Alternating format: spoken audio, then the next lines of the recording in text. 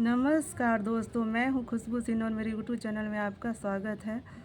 तो नवरात्रि की बहुत बहुत शुभकामनाएं आप सभी को। मैं बहुत ही प्यारा गीत लेकर आई हूं आप सबके लिए नवरात्रि के अवसर पे। तो सुने और कमेंट में लिख कर बताएं कि आपको कैसा लगा। अगर आपको अच्छी लगे तो चैनल को लाइक और सब्सक्राइब करें। बनल रहे नैहरवाई मैया, बनल रहे ससुरवा, बनल रहे नैहरवाई मैया, बनल रहे ससुरवा। ईसन बरवा दिह तुए मैया, सजल रहे सिंदूरवा। ऐसन बरवा दिह तुए मैया, सजल रहे सिंदूरवा। नहिरा में मांगी भाई रे भतीजवा, ससुर में लहरा देवरवा।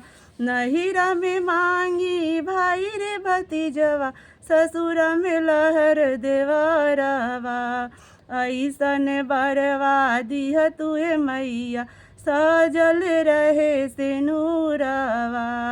ऐसन बरवा दिह तुए मैया, सजल रहे सिनूरवा।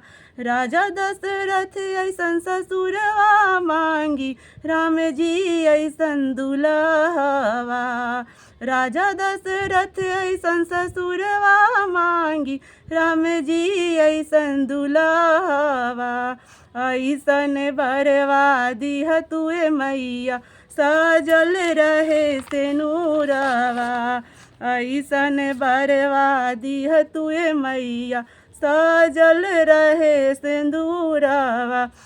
लव कुश ऐसन संतनवा मांगी, सुंदर सजन वरदानवा।